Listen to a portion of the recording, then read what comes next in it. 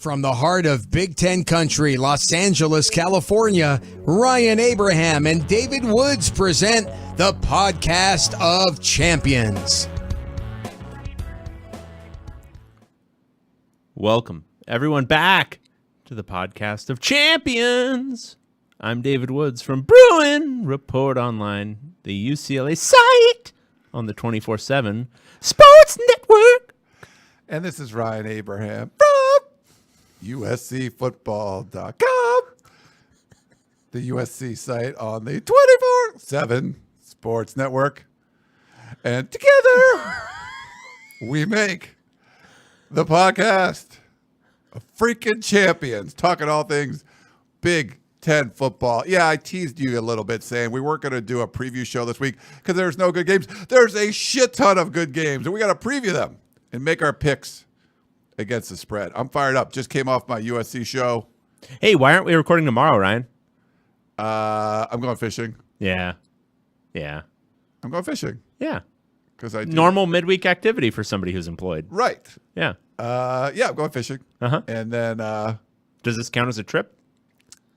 no, it's a day. It's like for a few hours. Like I'm just going out. Yeah. But you got out. Are you a fisherman? Is that your day job? No. Oh. No. Interesting. I So enjoy fishing. it's just something you're doing during the middle of the day when other people are working. They're real jobs. Right. Yeah. I mean, I'm not digging ditches. Mm-hmm. I'm here talking to you, but whatever.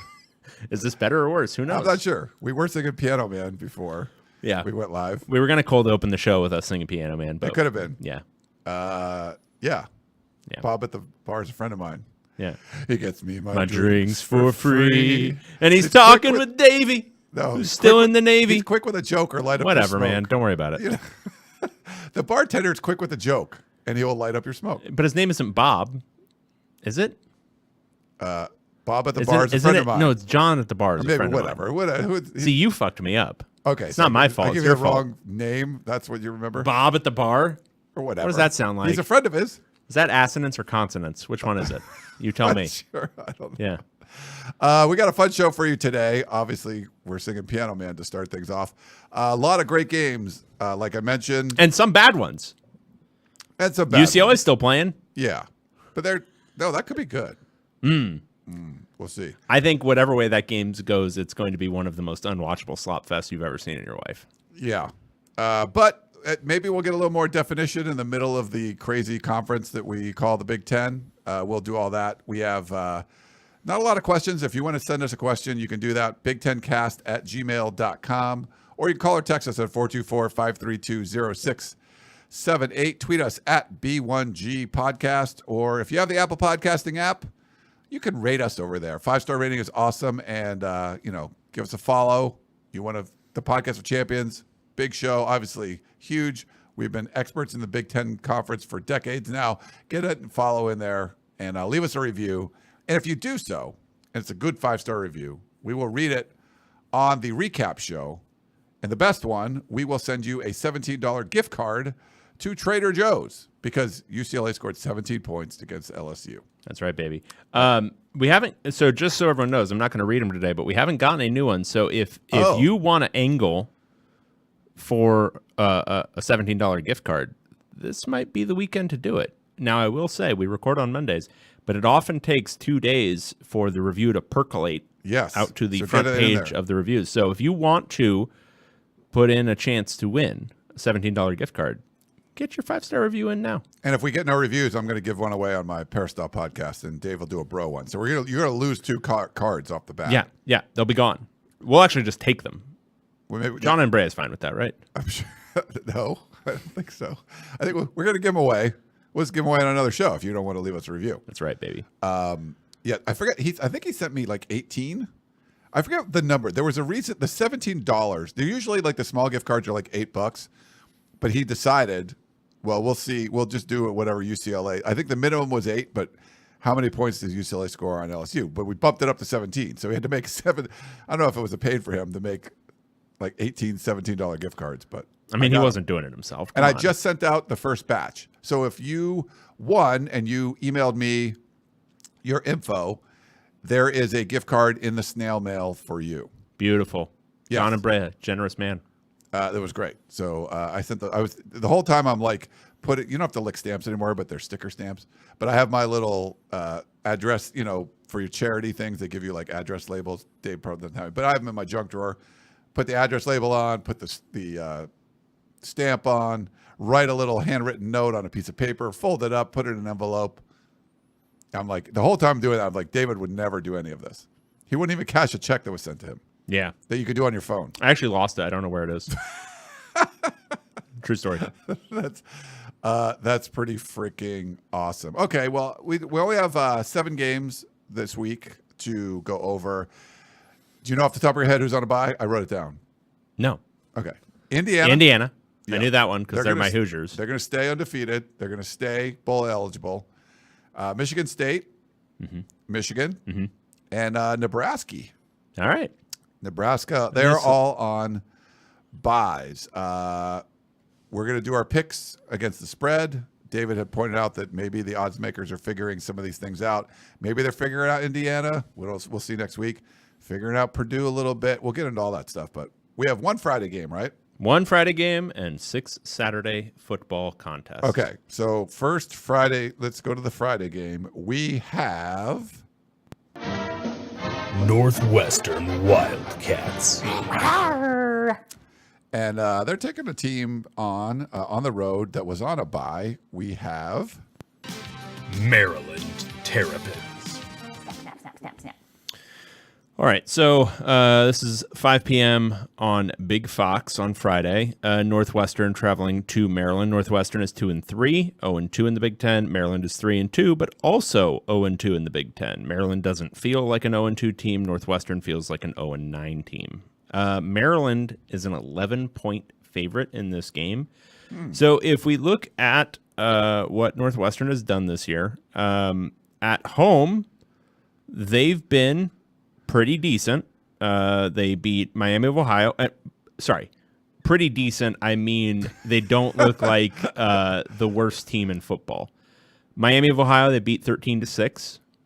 They played Duke into overtime, if I'm remembering that one correctly. They lost 26-20, but they played them into overtime. They beat the FCS opponent at home. And then last week against Indiana, competitive game into the fourth quarter. Like it wasn't a blowout by any means. Yeah. But then they covered the spread. But then close. Indiana covered. But on the road, the last time they went on the road, it was to Washington. And how many points did they score in that game, Ryan? I think they, like the Dodgers last night, I think they scored 5. Both of my daughters are older, yes, than that number. They're 5. I knew that off the top of my head. Yeah, Is that good? they scored 5 total points, one of which I believe was a safety of sorts. To get to 5. Yes. Yes. Yeah. I mean, it wasn't a couple of returned extra points or whatever. I was not sure where. Yeah. Yes, it was a safety. Yes. I don't know, man. Who knows how things are scored in football these days? So we've only got a little bit of information, but the one time they went on the road, they got their asses kicked.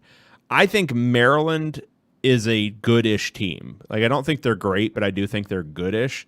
I think they might kill them. Yeah. So I'm going to take Maryland minus the 11. I don't think Northwestern's any good, and I don't think they're any good away from that weird stadium on the lake. Yeah, I feel like that you see some of the photos from the game with Indiana, and you're like, oh, my God, it's like a high school kind of deal. Indiana playing with its food a little bit. Maryland, it's hard to get a grasp of, but I just feel like they're a much better. If you play your average game, I think Maryland's significantly better than Northwestern. All right, we've got a great question in the chat. Don't look at a map. Oh, wait, hold on. I got to put I already queued one up. Kyle says, "Will your Dodgers force a game 5?" They're not my Dodgers. Like, Who gives a shit? I don't know, but I just wanted to point that out there. I'm not a big Dodgers fan. You were more of a Angels fan, right? I was an Angels fan way back in the day. But I'm fine with them. I'm more of a Pirates fan, but they're terrible. Okay. I haven't intentionally watched a baseball game that I'm not attending in many years. I watched it like the Dodgers last night. That was crazy second inning or whatever. Third. Okay, which one? For Matthew? Matthew, why are you giving us the answer? I won't look at the answer. No, he already gave it. Well, I was going to play the game, but now it's not fun. Oh. It was, where does Northwestern rank in the Big Ten further west and further north rankings? Oh. Okay. So obviously all 4 West Coast are further west. Yes. Nebraska's further west. Iowa's further west. Yes. Wisconsin? I think like Wisconsin, Minnesota are probably further west. No, I don't know. Should we put up? Yeah, Wisconsin and Minnesota are both further west. And then anybody else? If they're in Chicago. Illinois. Illinois is further west. Okay. All right, so they're 10th west. Is that right? Okay, we got that right. Yeah, and then I'll put the answer up. Both Michigans are further north. Yeah, I would say Michigan. Wisconsin's further north. Minnesota. Minnesota's further north. Washington and Oregon further north. Yeah, I think so. Yeah. So that would be 7th. Yeah. That would make sense. Yeah. Okay. That's I it's think not as fun when you give us the answers, Matthew. But I kind of felt like the map I saw showed Illinois further west, is what he said. Yeah. Yeah. Okay. Okay. So about this game, yeah, I'm going to take Maryland also. I just feel like this is. I love what Northwestern did last year. Just not seeing much of it this year. This seems like what you would have thought when you had like an interim coach just take over. This looks more like that than what last year they were rallying around and everything. I'm just not seeing it. It's a tougher conference now, and I'm just not seeing that kind of juice from Northwestern. Maryland lost a lot from last year, but they've looked like more than a pulse in a lot of places. This is one of those situations where you just feel like they're going to take care of this business at home. Yeah, I agree. Okay, next up we have Washington Huskies. They're going on the road to take on Iowa Hawkeyes. Gets me fired up every time. 9 a.m. on Big 9 a.m. on Big Fox. Washington 4-2. The two losses largely because of piano insertion into Jed Fish's brain. Going on the road to take on 3-2 Iowa. The two losses because Kirk Ferentz. Iowa's a 2.5-point favorite.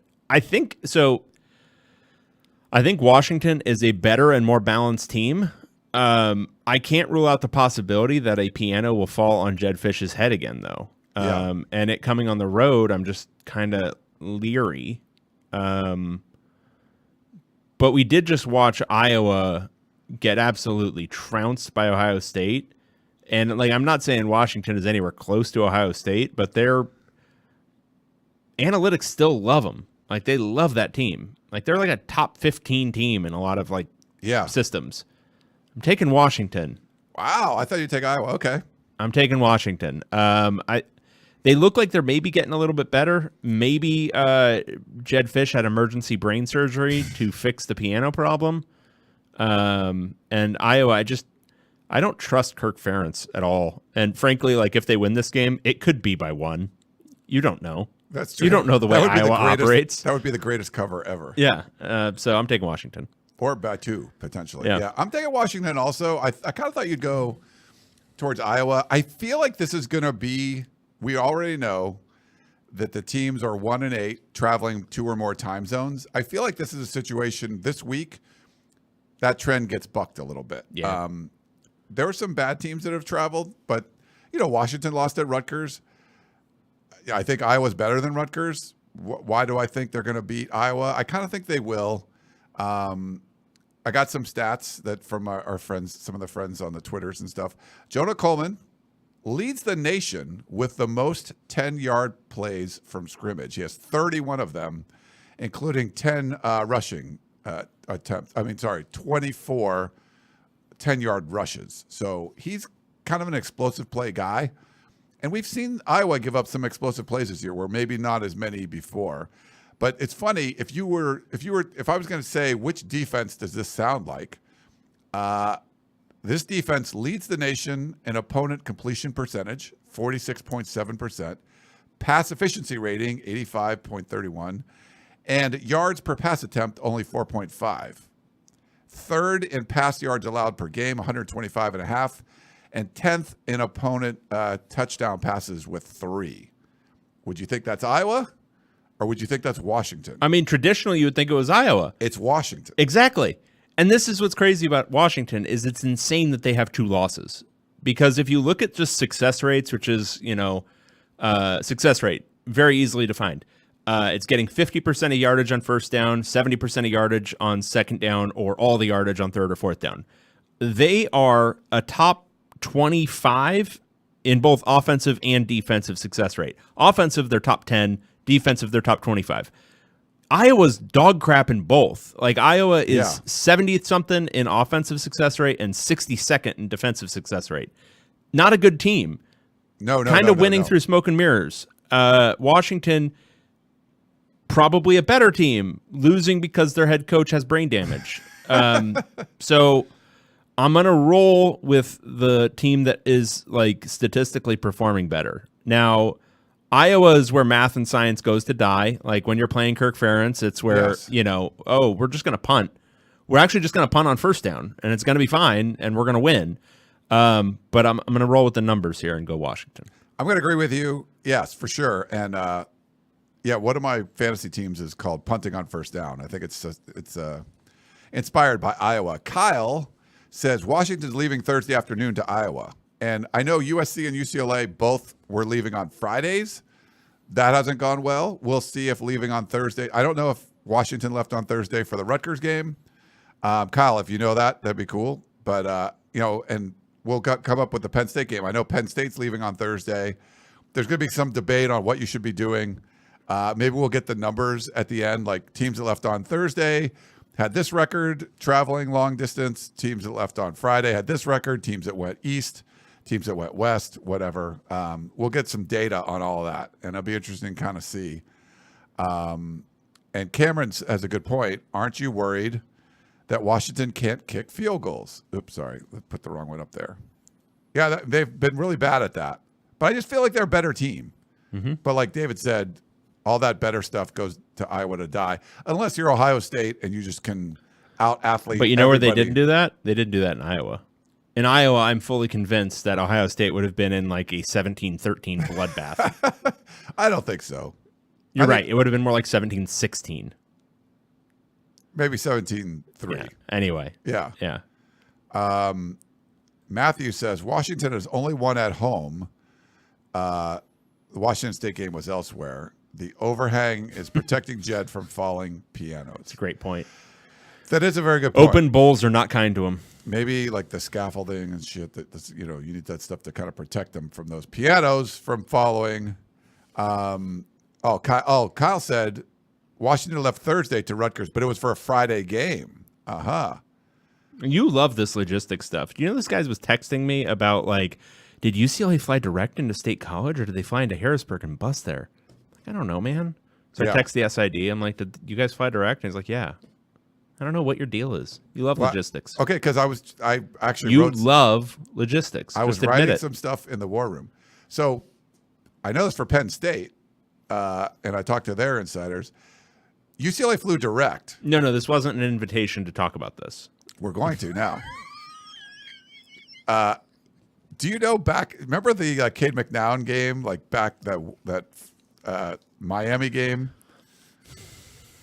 They flew out like the day before. Like UCLA needs to take this more seriously. But for Penn State, they're driving or busing to Harrisburg, and then they're going to fly because they want a bigger plane. So it's not only what day do you leave, how big of a plane. If you want to get to Penn State from L.A., you have to take a smaller plane. A 787 won't go on their runway. So the UCLA players were cramped in that thing as opposed to, do you want to take an hour and 45-minute bus ride and then fly a bigger plane? So all these logistics come into play, how you get there. You know, when I lived in Atlanta, I would call my parents, a couple times a week. And when I would call, I would often get my dad. And my dad was not a phone conversationalist. And so what I often ended up having to talk to him about was gardening.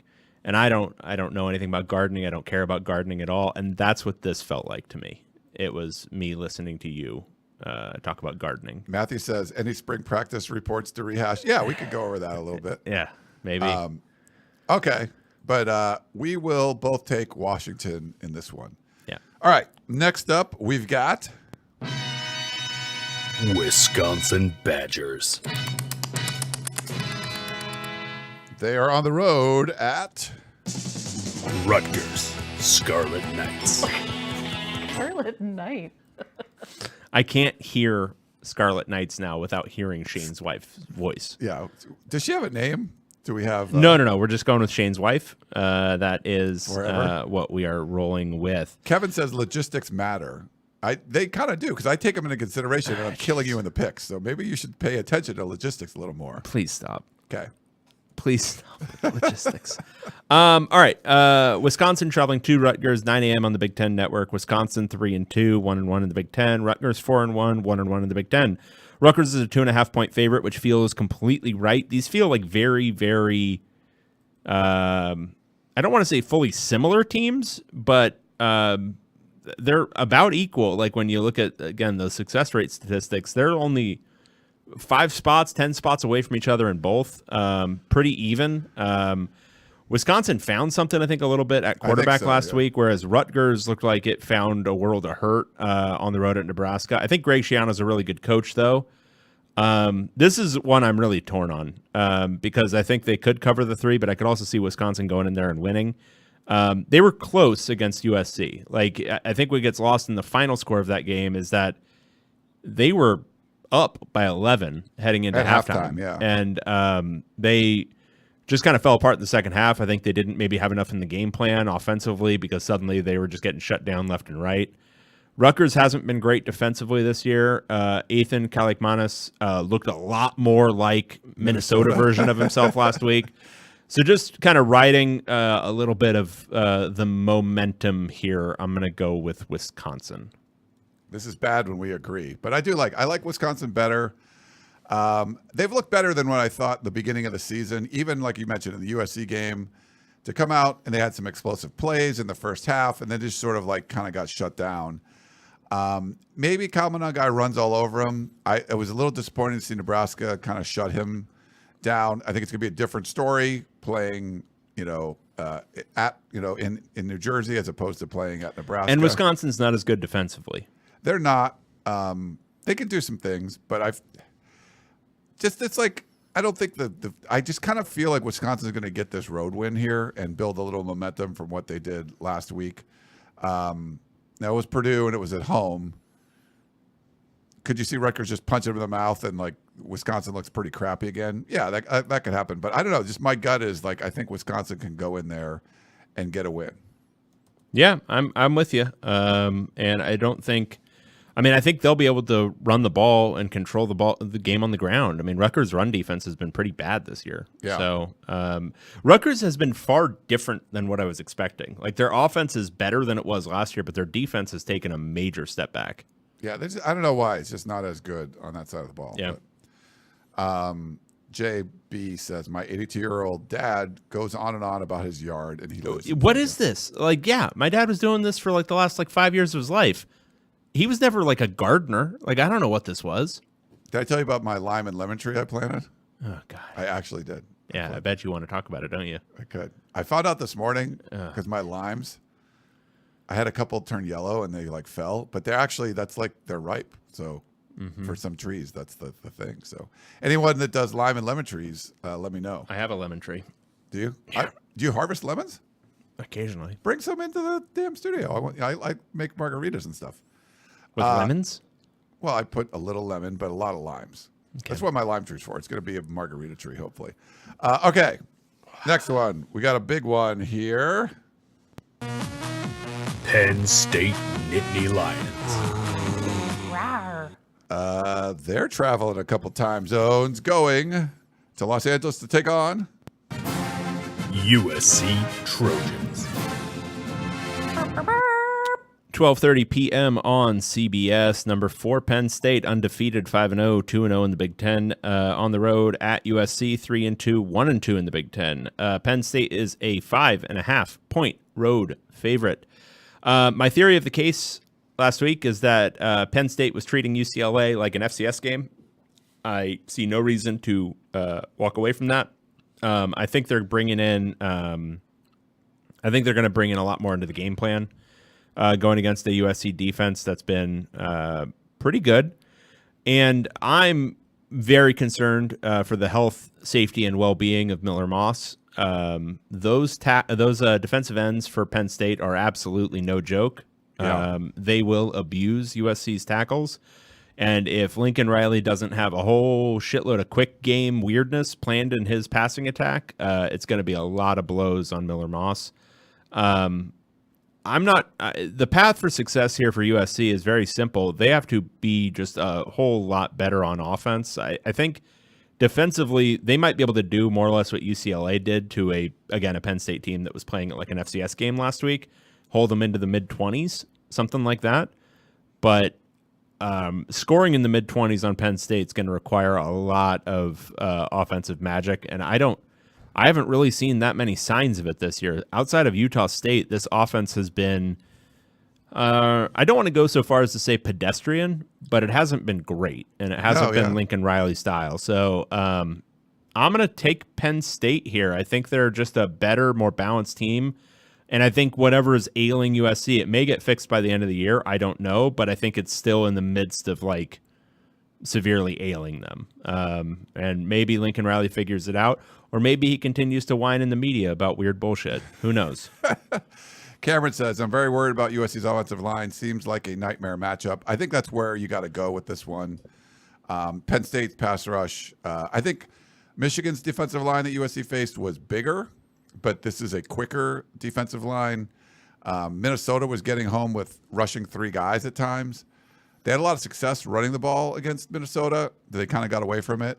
I think they're going to probably have to try that against Penn State, but there's a world of difference between these two rush defenses. Yes. I've looked at Minnesota, and they're not – you should be able to run the ball against them. But Penn State, it's different. Yeah. No, I'm taking Penn State, laying the 5.5 for sure. I think I'm 3-2 picking USC, but I picked them to cover every week. They've covered 3, and the 2 true road games, they lost both of them as favorites. They're not a favorite in this one, and I know the travel thing, but I feel like – and Wisconsin was the most insane backdoor cover of all time. It was a very insane backdoor cover. Like, they are lucky to have covered that one. So I'm going to get off of the train of just it doesn't look like a team that's going in the right direction. I mean, talking about being 2 plays away from 5-0, I just don't think that's the direction you want to go here. I know you had a stat about James Franklin. Yeah, James Franklin the last couple of years is 0-4 against Ohio State and Michigan, and 25-0 against everyone else. Yeah, so they didn't have everyone else, kind of like USC and Oregon and stuff, in the conference then. This could have been a top 10 matchup if USC took care of business against Minnesota. They did not, but I don't see USC rebounding from that Minnesota loss. How about the revenge of Luka? That's this season. Like, Luka just delivering body blows in post practice scrums. Lincoln Riley says, we're so close. We're only 2 plays away. And Luka goes in there and says, yeah, but Lincoln, you were saying that same shit last year. What you got now, big boy?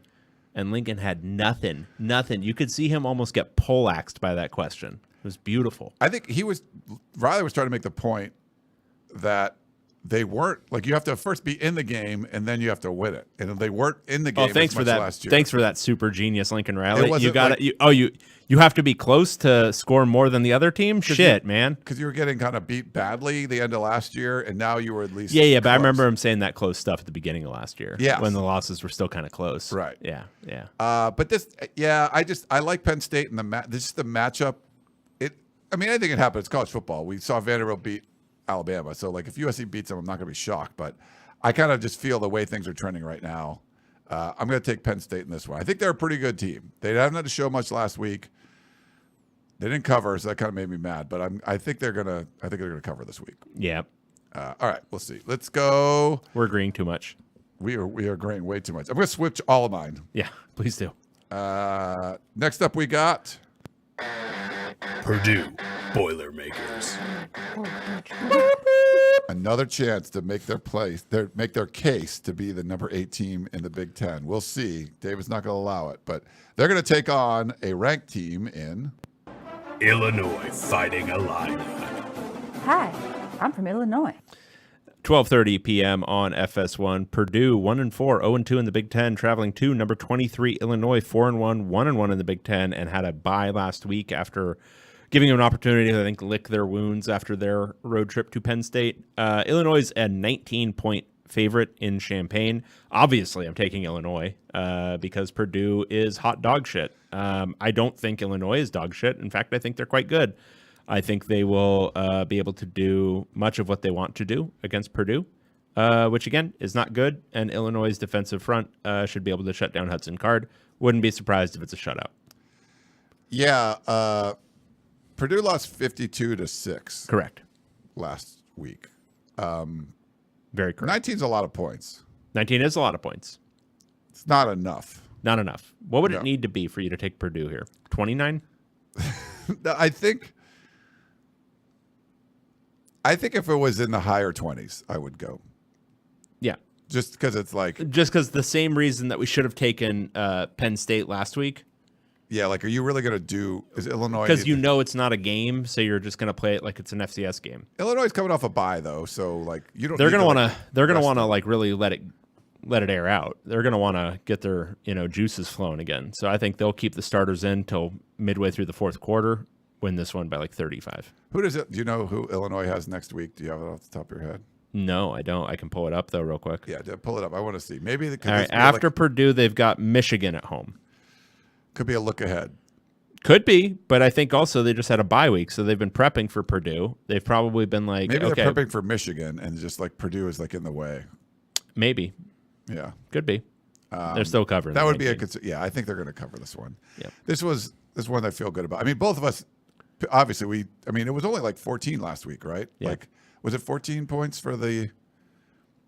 yeah, it was a 14-point spread. So both of us obviously went with Wisconsin restaurant, I assume, last week, right? No one would have said Purdue on the road at Camp Randall with 14 points. Yeah, that feels great. I don't remember what you're talking about. Oh, you took Purdue. Look. Wow. Okay. Look. And that was only 14. Yes, but they didn't come close to covering, and I think Illinois is better than Wisconsin.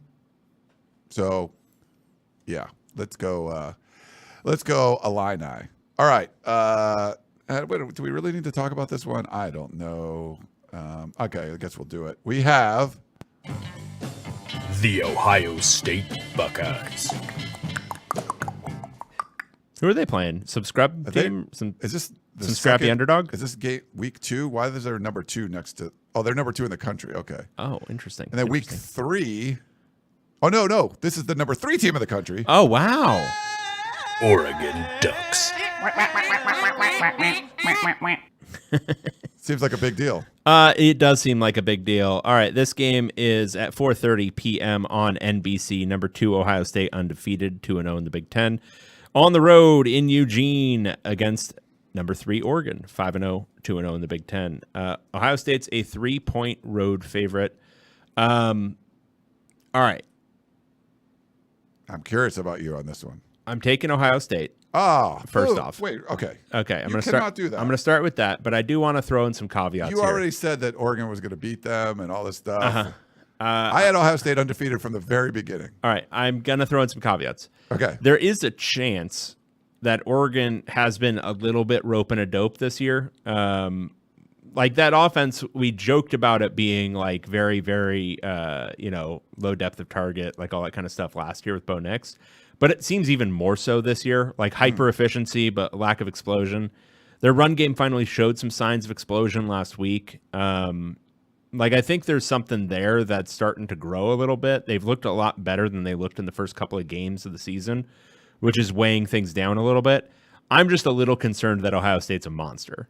And I think defensively, Ohio State is going to give Oregon some trouble. And then Oregon's rush defense, if I'm picking out a thing in this game that's maybe a little bit weaker than the other parts of the game, it's probably Oregon's rush defense. And that is a bad thing to have weak against Chip Kelly and these running backs in that running game.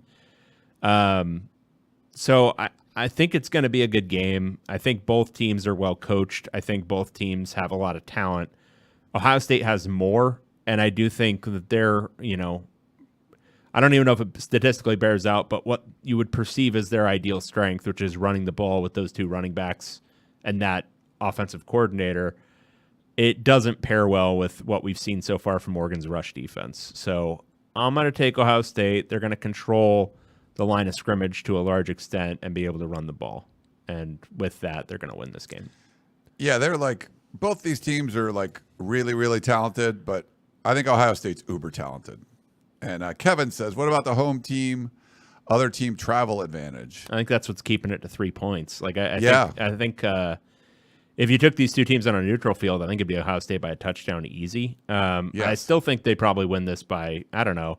Like if I had to do a final score prediction, it'd probably be something like 31-24, 31-27, something like that. Yeah, I agree with you. And Kevin's saying the travel teams win it. Yeah, we talked about this. And I said, I think this is the week that trend gets, bucked a little bit. Is it bucked? You buck a trend, right? You buck a trend, yes. Yeah, okay. Not debunk or whatever. It's Correct. a myth being debunked. Yeah, so this is the third long travel team that I'm taking this week. So we'll see. Maybe I go over 3 on these. But I feel like this is the week where the spreads would have been a little bit different if you didn't have the travel in there. But I feel like this is a spot for Ohio State to come in. Oregon just hasn't looked, like you said, maybe they were saving up whatever, but Ohio State looks legit. I mean, to play a good Iowa defense last week, they put up 35 points, most of it in the second half, but and the Chip Kelly factor. Yeah. Obviously one of the greatest coaches of our lifetime. Obviously, very clearly. Look, the man can craft a run game. I can't believe you're taking Ohio State here. I got to get out of the Chip Kelly hatred because they've just been killing teams. And honestly, I think my picks for Ohio State have been one of many factors that is absolutely murdering my picks this year. So whatever like my pig brain is saying, I need to go opposite. My pig brain is saying, fuck Chip Kelly, fuck Chip Kelly, fuck Chip Kelly at all times. And so I need to go opposite of that and say, maybe not fuck Chip Kelly. Right? You go with that. Jim says, did Dave just say Chip was a good coach? No. I'll deny it. A good offensive coach? I'll deny it. Okay. Who knows what I said? Can't wait for this one. It's a long the fact time that ago. this is on NBC, I wonder if they were pushing, hey, can we put this on Peacock? Like, no, you can't put this on Peacock. So this was one of those things where you have that draft, so Fox gets first pick or whatever. And Fuck it, I can't do it. Oregon. I'm taking Oregon. Yes! Oh, my God. I can't. That's awesome. They were ferocious. They're going to be ass. Huge ass. Oregon. That blast came from the Death Star. What are we even playing right It's now? operational. Ohio State. Let the hate flow through you. That's your hatred. I love how you just silently changed all of those drops from being referencing to Ohio State. They used to be referencing USC, but then you realize Lincoln Riley is just something I saw that was great on Twitter was he's Ozempic Chip Kelly. Ozempic. Nice. Yeah. He gets away from like what wins. Well, I'm very happy for you, David. Oregon, baby. Okay. Roll on, you Ducks. So you're guaranteed to Go Ducks, baby. not be catching me this week. So that's good. I'm catching you. Kyle has a good point. Let me put this up here. Landing in big games. Bound to happen sometime, guys. Bound to happen sometime. All right? How many times did they play Washington? Look, is Ryan Day, Kalen DeBoer? I don't think so. All right? Fair. Yeah? All right. Fair. I love this. Look, man, Oregon. Go Ducks. Sco. All right, are we done? No more games to preview? Oh, wait. No, I think we have one more. No, I don't think so. You sure? We do. We have one more. We have Minnesota Golden Gophers. taken on UCLA Bruins. Imagine being the sick, sorry son of a bitch who has to turn off Ohio State, Oregon to turn this piece of shit on. And I know I'm not talking about you, Minnesota fans. I understand you. You have a team that you have hope in. But imagine you're me, and I have to watch this one. I cover sports for a living, so you're like, it's not that hard, buddy. But it is. And it sucks sometimes. 6 p.m. on the Big Ten Network. Minnesota 3-3, 1-2 in the Big Ten, traveling to the Rose Bowl to take on UCLA, which is 1-4, 0-3 in the Big Ten. Minnesota is a 5-point road favorite. Okay, I am in the midst of writing my preview, so I don't have my full. I kind of half-assed the prediction for our friends at the Minnesota site. but I'm not sure if that's going to be my final. Here's what it is. Minnesota has the worst offense that UCLA will have faced since Hawaii. Hawaii is much worse, but Minnesota, of the, opponents that they have faced since then, which is mostly good teams, they've got the worst offense. They've got a pretty good defense, but it's not like amazing. They do one thing really, really well, which is rush the passer, and that leads to a pretty good passing success rate. Rushing success rate, not so good. Offensively, they're a lot better than they were last year, but they're still not good. UCLA's defense, I am prepared to say, is decent. Okay. I don't think it's great, and I think it's fundamentally flawed in one very important way, which is they cannot rush the passer. But the run defense is good. And, when they do get a little bit of pressure, they can make it hard on a quarterback to make throws downfield. They don't allow a ton of explosive plays. So I will say the defense is fine. I think the defense is going to be able to keep Minnesota from scoring, let's say, more than 20. I think Minnesota is going to be held into the teens. The problem, Ryan, yes, is that I'm not certain of UCLA's ability to score points. I'm still uncertain about that. Against Penn State, it required a junk time drive in the fourth quarter to go above 3. Against Oregon, the only touchdown they scored was on defense with a pick 6. UCLA's been good at covering. They've been really good at covering, and but so this is a smaller spread. It's my trepidation. It is 5 points. I mean, they could lose this one by 3. I could see like 16-13. I could see 17-14. I could see something like that. UCLA, you got them? You pick first. I'm taking Minnesota. Okay. And I feel like you're going to get the post-USC bump. Like Wisconsin looked kind of assy. They played USC, and then they got the little bump afterwards, and they played well. I kind of think Minnesota's going to get some confidence from this win. They stormed the field, played well. I think they come to LA and get a dub. So I think they're going to run the ball pretty well in this one.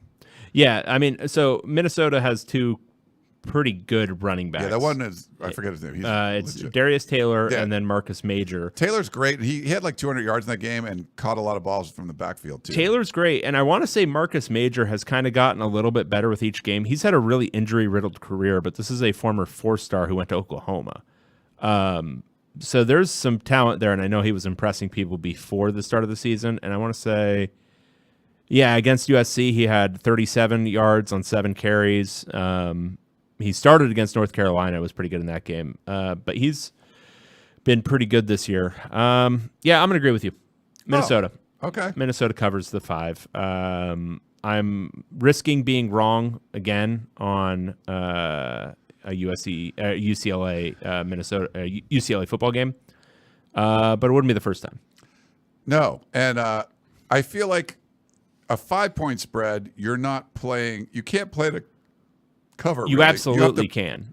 You have to play to win now. Like if it's that close, if you're trying to keep within 28, you can do things. Like if you got to keep within 5, like you're trying to win the game, right? Yeah, I mean, at some level. I mean, if it was 0-0, you're just never going to try to score. We'll just keep it within the 5. That's fine. But I feel like with the 28 points, you're just like, well, we want to. All right, Deshaun Foster is faced with a 4th and 9 from the Minnesota 31, down by 8.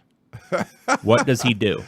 Ooh. With 3.5 minutes to go in the Jonathan game. Smith it and kick the field goal? Does he kick the field goal, or does he attempt to go for the touchdown? And let's say he has 2 timeouts left. It's 8. He has to. All right, but they have 2 timeouts left, and there's 3.5 minutes left in the game. Does he kick the field goal on 4th and 9 from the 31, or does he go for it? You have to go for it.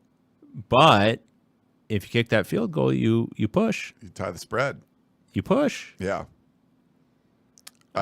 Here's the scary thing is I don't know for sure which way that he would go on that. We had the one comment last show where like they said Dylan Gabriel is like some of the bets are tied to Division Street, so he was shaving points. Yeah. Could UCLA's NIL collective be focused on covering spreads and they're making big bets on the Bruins? I don't know. The management of UCLA's NIL collective would not be so foolish as to bet on UCLA. Okay. Okay. So you're gonna take Minnesota. I'm taking Minnesota. All right. You don't want to change. You can change your mind like you did with the Chip Kelly. Here's the thing. I think UCLA could actually win this game. I think people are a little bit underselling what UCLA can do defensively. They've continued to play very hard, and I don't think Minnesota is some offensive juggernaut. Yeah. Max Brosmer is a lot better than Ethan Kaliakmanis was last year. That's the big difference. But otherwise, they run the ball pretty well. They ran the ball pretty well last year. Their receivers drop a lot of footballs. And again, this is a long trip. It is a long trip. Coming off a huge win. You're trying to talk me into taking UCLA. I'm just saying like a big win. I literally watched them rush the field. Like PJ Fleck went bananas. But they could be having that. Yeah, they could have that high or hangover. Yeah, big old letdown. Coming to LA. I can't. I'm not picking UCLA until they show me some kind of life. They've been covering every week. Stop it. They've covered every week. It's outside of Hawaii, right? Stop it.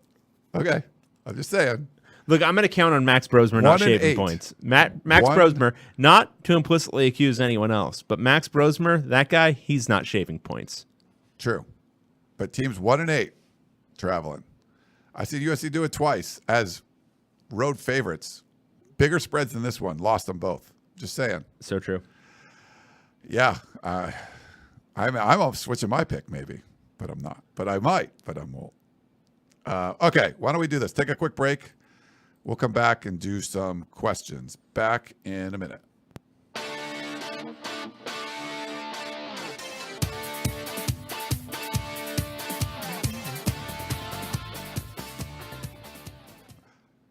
All righty, we're back here on the podcast of champions. If you have any questions, if you're in the chat, thanks for doing that.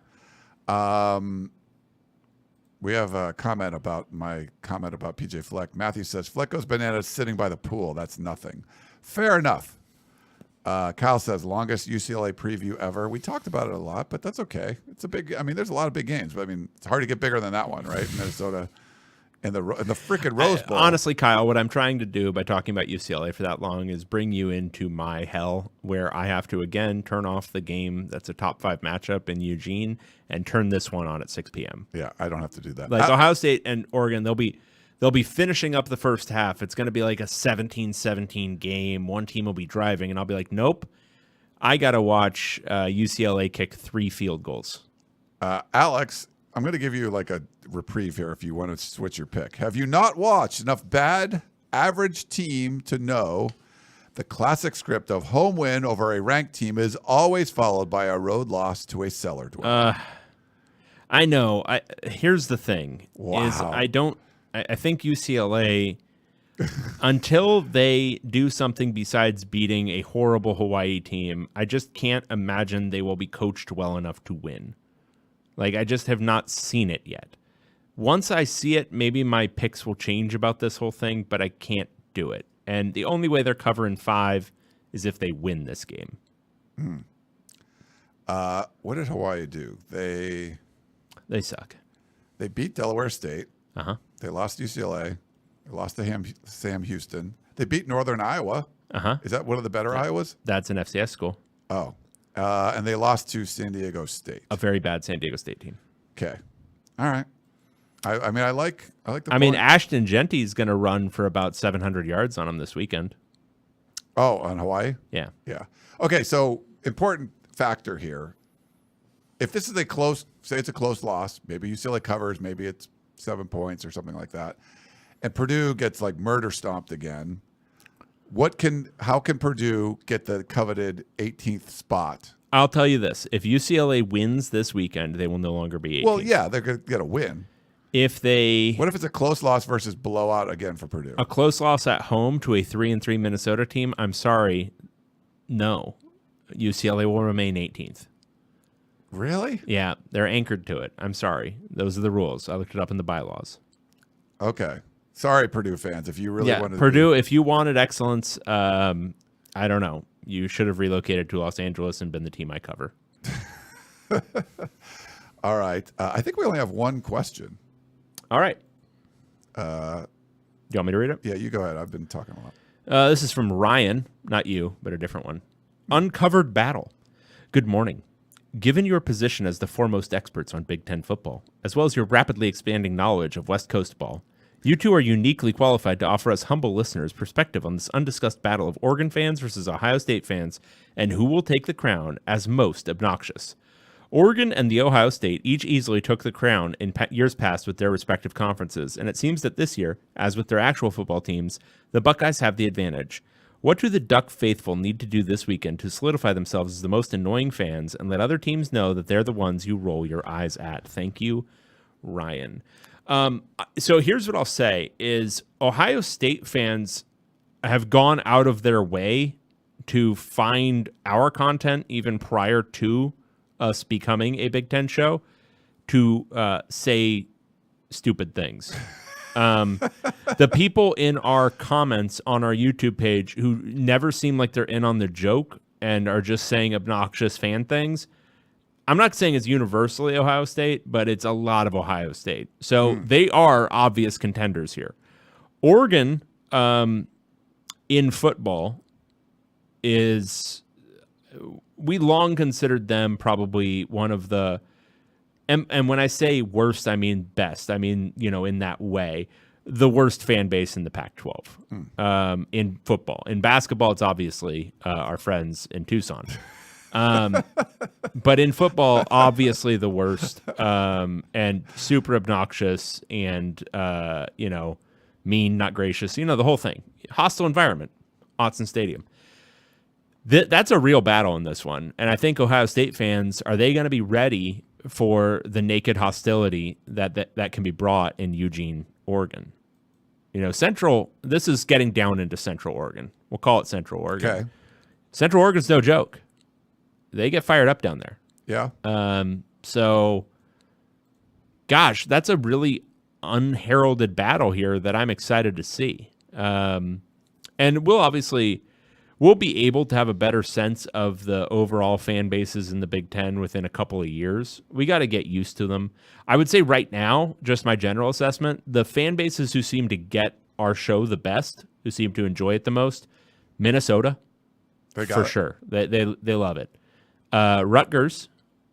Every time I post one of these threads on the Rutgers board, they're like commenting because they get it. And I would say to an extent, Nebraska and Iowa. Okay. The rest still don't really know. I don't know as much. But I would say Ohio State probably the least at this moment. Okay. The two road trips I've taken to see opponent fans, both have been nice. I think the Michigan fans and the Minnesota fans are like nice. There's like just not a lot of bad blood there. I would say to compare what I've been to Ohio State. And there's a reputation. Certainly the Oregon thing, we know that pretty well. I think it's kind of comparing apples and oranges, David, because Ohio State fans can be very obnoxious, and we get a lot of them that live here in Southern California, so you don't even need to travel much to see that. But they also have winning behind it, where Oregon's a different obnoxious because it's obnoxious where you're like winning adjacent, but you're not like having any big, there's not national championships there or things, that kind of tradition. It's like new money. So I think it's hard to compare. It'd be easier if Oregon had won some stuff. Maybe if they win this game and they win like the Big Ten and Oregon wins the national championship this year. Now I think you could make a more even comparison. Yeah. I think that would make them pretty freaking obnoxious though for already. To be that obnoxious without the championships. You mean with the zero? Yeah. Yeah. There's a question in the chat. Oh, hold on. Kyle said, Michigan fans were great in Seattle last week. I feel the history of both programs have a lot of respect for one another. Yeah, I felt like that was the same way when USC went out there. Kyle is saying my point. At least Ohio State has natties to be obnoxious. Oregon fan bases are identical. Okay, so the Alex question is what you're talking about? Yeah, basketball question. I haven't looked. Basketball question. Okay, Let me look at it. You want here? You can read it if you want. This is from Alex. Basketball question to throw Dave a bone. Besides the obvious of Bill Walton, who will you miss calling UCLA games now that we're no longer on the Pac-12 network or ESPN? I miss Dave Pash already. Well, I have good news for you, Alex. Aside from Bill Walton, who obviously is sadly departed, there's no Dave Pash, but that's a win because Dave Pash sucks. He was always horrible on those broadcasts. He was the worst part of those broadcasts. Yeah, like not even in on the joke sometimes. Wouldn't take it when somebody was making fun of him for something real. Like it just not good. The Big Ten Network has hired a bunch of the Pac-12 talent. So Yes. guys like Don McClain, Eldridge Rakasner, JB Long, all those guys are going over to the Big Ten Network. So I would imagine the same cast of characters that covered UCLA on the Pac-12 network will be the ones who cover the Big Ten Network games. Now, the Big Fox games, I could see it being like whoever their A crew is, so it'll be different people.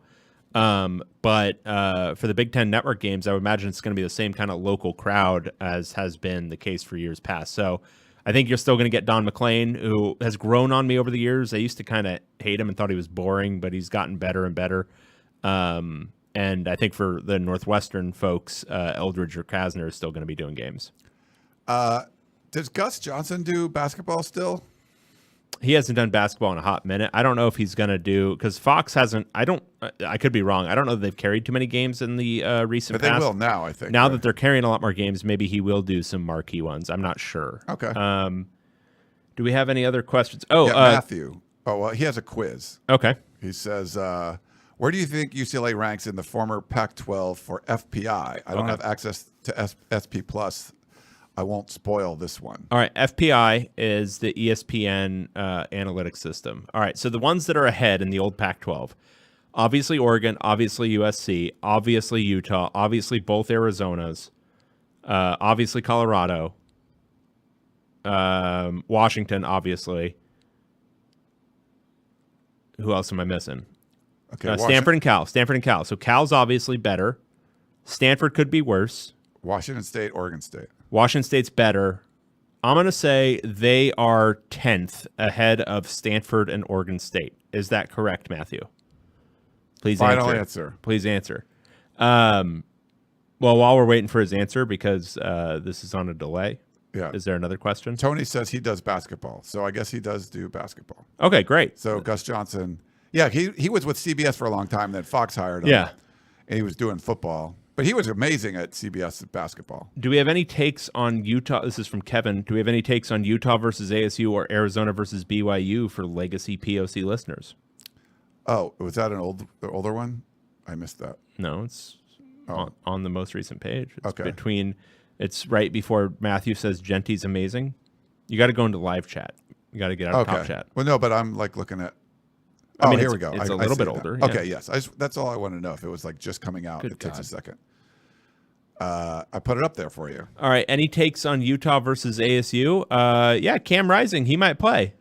I can't do it anymore. Who knows? Kevin, I can't talk about Cam Rising playing or not playing. Wow. All right. So Stanford is apparently the only one worse than UCLA. UCLA is behind Oregon State.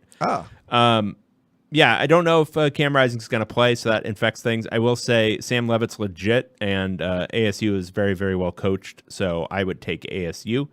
Wow. To win. And then Arizona versus BYU. Arizona's looked like dog shit, so I'm going to go with BYU. Yeah, BYU's looked pretty good. I think Arizona had a good game. Brent Brennan is not a good coach. Brent Brennan. Okay. Brent Brennan. Matthew. Okay. It's also at Arizona State on Friday night. What do you think that environment's going to be like? Yeah, that's going to be freaking insane. Yeah. That's a good point. Yeah. And Arizona's going at BYU. Yeah, so I'll take both home teams like you said. Yeah. I put the wrong one up, but it was Matthew's comment. Stanford's the only one worse than the FPI. Okay, so should we have Stanford as the 12th ranked team, or it's still UCLA? Nope. Okay. Nope, they're anchored. I already told you. Stanford did win at Syracuse. That's right. Okay, so we got a lot of road. Is Syracuse better than Hawaii? Yeah. Yeah, I think there. so. Okay, we got a lot of fun games this weekend. We will see if the curse of the 2 time zone travel deal is broken. I think I'm predicting it to be broken a few times. We'll see. But there's some good teams going on the road. Will they falter? We will see. But I think that's it. Anything else? That's it. That's all. Oh, wait, real quick one. Kyle, is Kalen DeBoer coaching in Bama in 2 years? Ooh. Yeah, I'm going to still bank on his track record. He wins games. He just wins games, except if he's playing Vandy. And even that game, I think they were 97% post-game win expectancy in that one. Yeah. And that's some shitty luck. Shit happens. So I'm going to say weird loss, but ultimately he's probably going to win, I don't know, 10 games regular season this year, win probably 10 games again next year. Hard to imagine them firing him if he's consistently winning double digits, and I can't imagine him not. Yeah, I mean, he just beat frickin' Georgia the week before. Yeah. You know? Yeah. I mean, they got to figure out defense because you can't be giving up 40 to Vandy, but... Right. And they gave up a lot to Georgia late in the game. But still, yeah I think he's going to be there.